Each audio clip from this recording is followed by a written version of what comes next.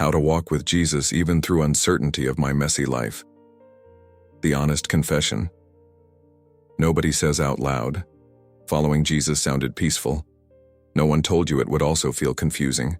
You imagined that surrender would bring order, that once you said yes to Christ, the noise inside your mind would quiet down, your direction would become obvious, and your steps would feel steady. You thought obedience would simplify your life. Instead, you love God deeply and still wake up unsure. You pray sincerely and still wrestle with anxious thoughts.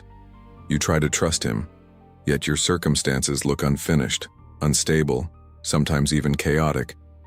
And maybe you have never dared to say this openly, but the question has crossed your heart more than once. If I am walking with Jesus, why does my life still feel like this? You expected a straight road. What you received was a winding path. You expected doors to open clearly. Instead, you are standing in hallways that feel silent. You expected peace to feel constant. Instead, it comes and goes like waves. One day you feel strong in faith. The next day you feel small, uncertain, almost embarrassed by how fragile you are. There is a silent tension inside you. You love Him. That has not changed. You believe in Him. That is still true. But your future is blurry. Your plans are shifting. The version of life you thought you would be living by now looks different than what is in front of you. And the gap between your devotion and your reality feels heavy. Sometimes you wonder if you misunderstood something. Maybe you thought faith would remove confusion. Maybe you believed that closeness to God would automatically produce clarity. So when clarity does not come, doubt tries to whisper that you are failing, that you are not spiritual enough, disciplined enough, surrendered enough. Listen carefully. The confusion you feel is not evidence that you are far from Jesus. It may be evidence that He is inviting you into a deeper kind of trust. We often think that walking with Christ means having answers. But what if walking with Him means learning to move forward without them?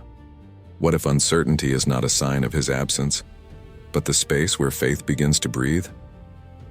There is a version of Christianity that promises constant emotional stability, visible progress, and predictable outcomes.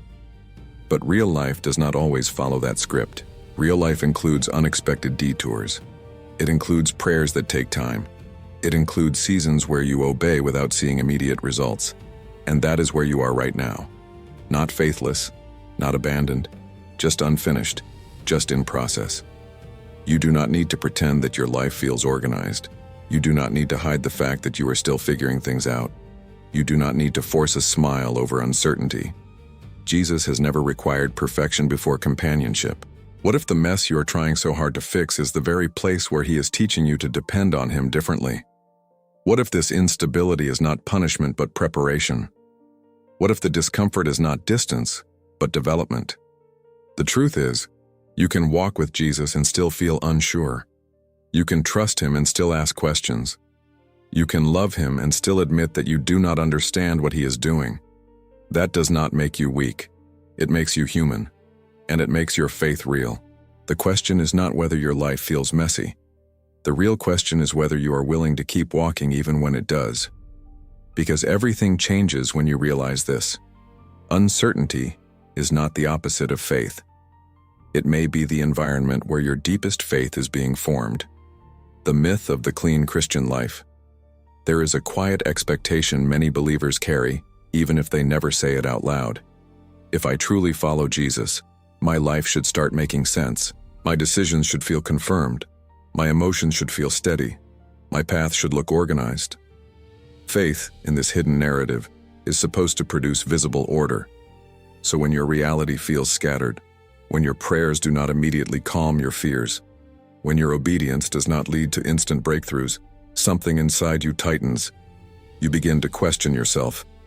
Maybe I am not hearing God correctly. Maybe I missed something. Maybe I am not spiritual enough.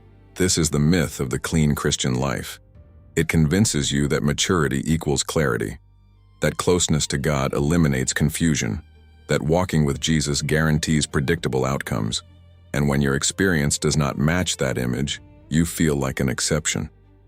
As if everyone else has figured it out and you are the only one navigating uncertainty. But that image is not rooted in truth. It is rooted in comfort. We prefer a version of faith that feels controlled. We want step-by-step explanations. We want assurance before movement. We want emotional confirmation before obedience. Yet when you look closely at the lives of those who walked most intimately with Christ, their stories were rarely tidy.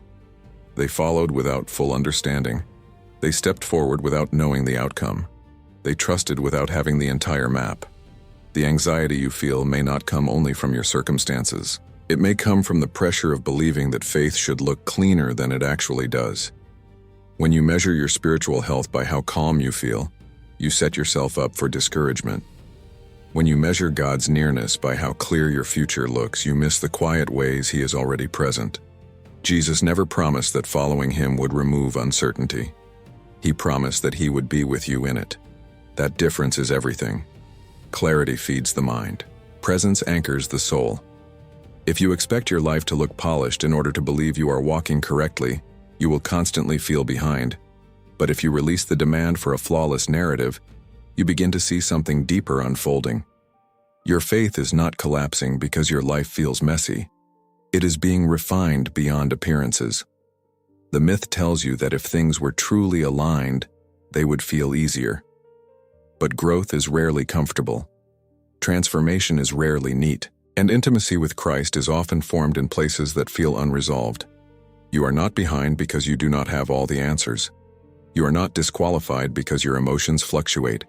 You are not distant from God because your plans are still uncertain. The real shift begins when you stop asking, "Why is my life not cleaner by now?" and start asking, "What is Jesus teaching me through this season?" Once the illusion of the clean Christian life begins to fall apart, something liberating happens. You no longer have to perform stability.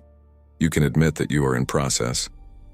And from that honest place, a deeper way of walking becomes possible. Walking without a map.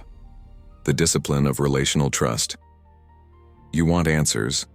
That is natural. You want to know where this is going, how it will unfold, when it will finally make sense. You want confirmation before commitment, clarity before movement, certainty before surrender. There is nothing weak about that desire. It is human. But walking with Jesus often confronts that instinct. We think faith means receiving detailed instructions. We assume that if God is leading, He will outline the entire journey. We wait for a clear sign, a strong feeling, a perfectly timed breakthrough that removes hesitation. Yet more often than not, what Jesus offers is not a map. He offers Himself. And that changes everything. Information makes you feel in control. Intimacy requires you to let go of control. When you have a map, you can calculate distance. You can anticipate turns. You can measure progress. But when you walk with a person instead of a plan, your security shifts from knowing the route to trusting the relationship. Picture walking at night, alone with only a small flashlight. Every shadow feels larger. Every sound makes you alert. You move slowly, carefully, uncertain of what lies ahead. Now imagine someone you deeply trust walking beside you, holding your hand. The darkness has not disappeared. The path is still unclear. But your fear is reduced because you are not alone. Faith is not the removal of darkness. It is learning to walk through it with someone. We often pray for explanations. Jesus often responds with presence. We ask, "Where is this going?" He answers, "Stay with me." We ask, "When will this make sense?" He answers, "Trust me here." Relational trust is different from intellectual certainty. It does not require full understanding. It requires confidence in the character of the one leading you. And character is built through time, through memory, through recalling how He has been faithful before. When uncertainty rises, your instinct may be to demand more details. But what if the invitation is not to gather more information, but to deepen your connection? What if this season is teaching you to recognize His voice more than His plan? Walking without a map feels vulnerable. You cannot predict outcomes. You cannot guarantee results. You cannot protect yourself from every possible disappointment. But in that vulnerability, something profound is formed. Dependence becomes real. Prayer becomes honest. Surrender becomes daily, not theoretical. You may not know what is ahead, but you can know who is beside you. And that is the discipline. To wake up each day and choose trust without having the full picture. To move forward in obedience even when your understanding is partial. To anchor your heart not in explanations but in relationship. This kind of trust is not passive, it is intentional. It requires you to remember who Jesus has been in your past, even when your present feels uncertain. It asks you to lean on his character when your circumstances shift, and here is where the tension deepens. Even when you decide to trust, your emotions do not always cooperate. When your emotions don't match your faith, there will be days when your faith feels strong in your mind, but your emotions feel fragile in your chest. You will believe that God is good, yet still feel anxious. You will declare that he is faithful, yet still wake up with a weight you cannot explain. And in those moments, a subtle fear appears. If I truly trusted him, would I feel like this? This is where many people quietly condemn themselves.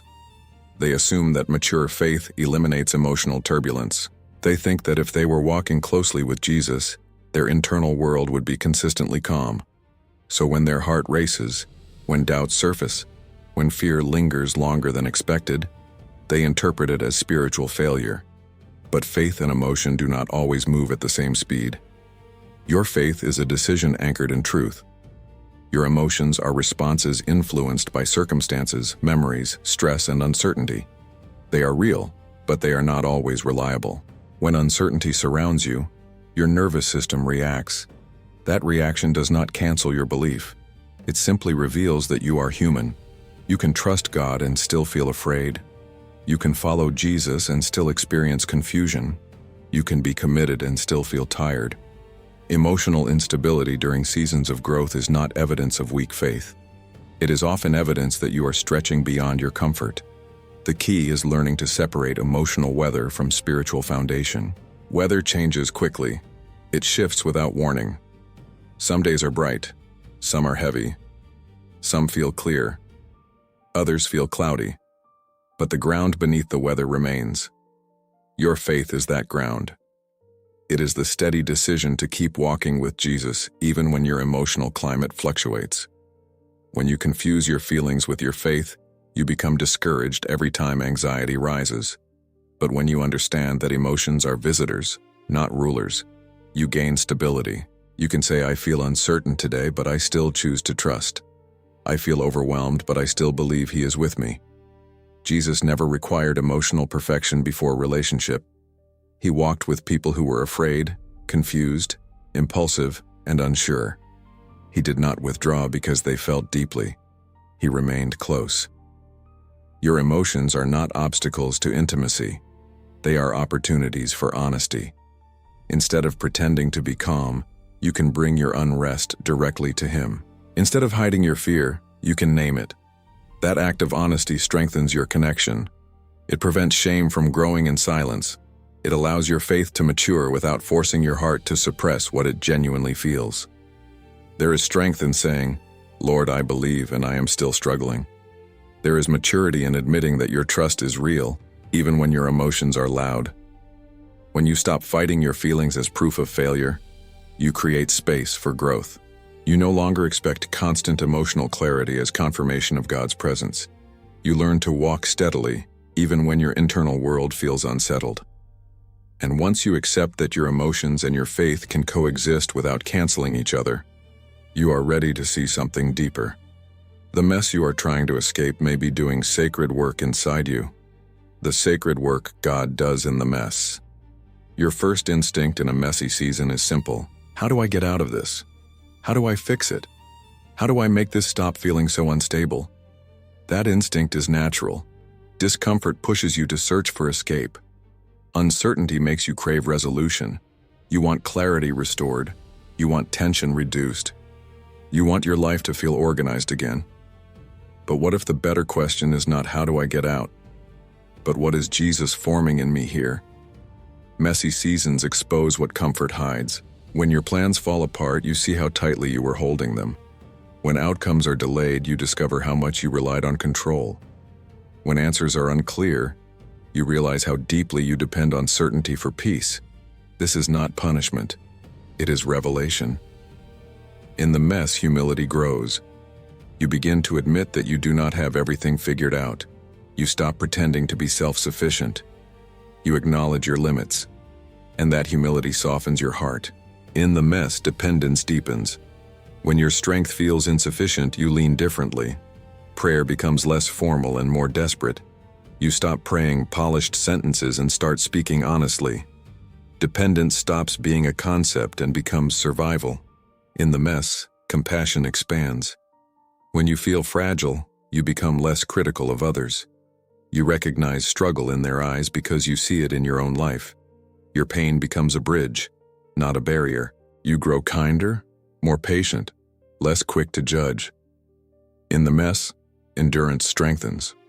You learn to keep showing up even when emotions fluctuate. You develop resilience not because life is easy, but because you are choosing faith repeatedly. And that repeated choice forms something steady inside you. We often imagine growth happening in moments of visible success, but transformation frequently happens in hidden tension. It is easy to praise God when everything aligns. It is deeper to trust Him when alignment is absent. Uncertainty becomes a workshop. It shapes your character quietly. It refines motives. It strips away illusions. It confronts pride. It reveals fears. And in that process, something more durable than comfort is formed. You may not see immediate results. You may not feel dramatic breakthroughs. But internal strength is developing. Your roots are going deeper. Your understanding of who Jesus is becomes less theoretical and more experiential. If every prayer were answered instantly, you might admire His power. But in waiting, you experience His patience. If every path were clear, you might appreciate His guidance. But in confusion, you learn His nearness. The mess is not meaningless. It is not wasted. It is not random. It is shaping your capacity for trust, for empathy, for surrender. You are not stuck. You are being formed. And formation requires something that feels uncomfortable to the ego. It requires obedience before full understanding. The courage to walk obediently without closure. There is a kind of obedience that feels safe, the kind where everything makes sense first, where the outcome looks promising, where confirmation feels strong and your emotions agree. That obedience is easier. It carries less risk. But there is another kind, the kind that requires courage, the kind where you do not have full closure, where the conversation did not end the way you hoped, where the opportunity is not guaranteed, where the answer from God feels more like a quiet nudge than a loud declaration. This is the obedience that stretches you. You want assurance before action. You want to know that stepping forward will lead to visible progress. You want proof that the sacrifice will be worth it. Yet often, clarity comes after obedience, not before. That truth challenges the part of you that wants control. When you wait for perfect understanding, you delay movement. When you demand emotional certainty, you hesitate. When you require guaranteed results, you remain stuck. But walking with Jesus sometimes means stepping into decisions with incomplete information, trusting that His character will sustain you even if the outcome surprises you. Obedience without closure feels vulnerable because it exposes your trust. It reveals whether you are following Him for results or for relationship. If you only move when you see the entire picture, your trust remains conditional. But when you choose to obey, even in partial understanding, your faith matures. This does not mean acting recklessly. It means responding faithfully to what you already know. You may not know the next 5 steps, but you often sense the next right one. And courage is found in taking that single step. There will be moments when you release something without knowing what will replace it, when you forgive without receiving apology, when you say no without seeing immediate alternatives, when you move forward without applause. And in those moments, something inside you shifts. You stop building your security on outcomes. You begin building it on obedience itself.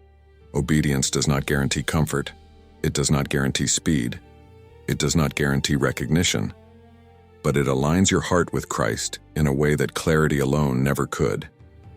Sometimes you want God to close every open question before you move, but He often invites you to move while questions remain, not to frustrate you, but to strengthen you, not to confuse you, but to develop your courage. You may not receive the closure you desire right now, but you can receive direction for today, and that direction may be simple. Stay, release, speak, trust, wait, move. Courage is not loud. It is the quiet decision to obey when certainty is incomplete, and when you begin to walk this way, something beautiful happens. You realize that even in seasons where no one sees your struggle, you are not alone in it. The quiet companionship of Christ in hidden seasons. There are seasons where nothing about your life looks impressive. No visible progress, no applause, no dramatic breakthroughs, just daily faithfulness in circumstances that feel ordinary, sometimes even heavy. And in those hidden spaces, it is easy to wonder if you are drifting behind. You look around and see others announcing victories, celebrating milestones, sharing clear testimonies. Meanwhile, you are simply trying to stay steady, trying to pray when you feel tired, trying to trust when you feel overlooked, trying to keep your heart soft when disappointment knocks quietly. Hidden seasons can feel lonely, but they are often the places where Jesus walks most closely. When there is no audience, your motives are purified. When there is no recognition, your devotion becomes less about image and more about sincerity. When there is no visible reward, your relationship with Christ becomes less transactional and more intimate. It is easy to follow when outcomes are visible. It is deeper to follow when no one sees the effort. In hidden seasons, your conversations with God become more honest. You stop performing strength. You admit fatigue. You admit confusion. You admit that you are still learning. And in that honesty, His presence becomes less theoretical and more personal. You are not behind because your life feels quiet. You are not forgotten because your progress is invisible. You are being shaped in places that do not demand attention. There is a kind of companionship that develops when you stop expecting constant signs and start recognizing subtle nearness. A quiet reassurance, a small shift in perspective, a gentle reminder in the middle of an anxious thought. These are not dramatic, but they are real. Jesus does not only walk with you in public victories, He walks with you in private endurance. When no one else sees your restraint, He sees it. When no one notices your silent prayers, He hears them. When no one understands the battle inside your mind, He understands fully. Hidden seasons are sacred because they detach your faith from visibility. They teach you to value presence over recognition. They build endurance without spotlight. They form character without applause. And sometimes the absence of noise is the space where intimacy grows strongest. You may feel unseen by people, but you are not unseen by Christ. You may feel like nothing is changing, but roots are growing beneath the surface. Growth underground is still growth. When you begin to understand that hidden does not mean abandoned, your perspective shifts. You stop measuring your life by visibility. You start measuring it by faithfulness. And in the middle of daily chaos, you begin to ask a new question. How do I walk with Him practically, right here, in the middle of everything? How to practically walk with Jesus in daily chaos. It is one thing to talk about trust, obedience, and intimacy in theory. It is another to live them in the middle of unanswered emails, difficult conversations, financial pressure, family tension, and an overactive mind. Your life does not pause so you can feel spiritually centered. The chaos keeps moving. So how do you walk with Jesus right there? Not after things calm down, but while they are still loud. It begins with small surrenders, not dramatic vows, not emotional promises you may not sustain. Small intentional choices throughout the day. When anxiety rises, you pause and whisper, "Lord, this belongs to you." When frustration builds, you resist the urge to react immediately and instead breathe, choosing patience as an act of trust. When you feel overwhelmed, you admit it honestly instead of pretending strength.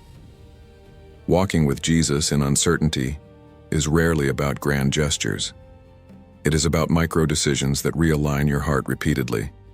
It means choosing honest prayer over polished language. Instead of saying what you think you should say, you tell him what you actually feel. I am tired. I am confused. I am afraid of making the wrong decision. That honesty keeps your relationship authentic. It means naming your fears instead of suppressing them. When you articulate what is worrying you, it loses some of its hidden power. You stop fighting shadows and start facing reality with him beside you.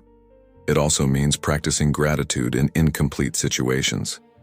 Not because everything is perfect, but because you recognize that even in uncertainty, there are traces of grace.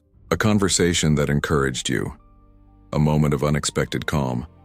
A reminder that you are still here, still breathing, still guided. Gratitude shifts your focus without denying your struggle. Walking with Jesus practically also involves guarding your thoughts. Uncertainty feeds worst-case scenarios. Your mind can build stories that are not yet real. Choosing to return to truth is an act of discipline. You remind yourself of what you know about his character, even when you do not know the outcome. These practices are quiet. No one may notice them, but they shape your internal stability. You do not need to escape your chaos to walk with Christ. You invite him into it, into your schedule, into your decisions, into your doubts, into your exhaustion. And over time, something changes. Uncertainty stops feeling like an enemy and starts feeling like an invitation.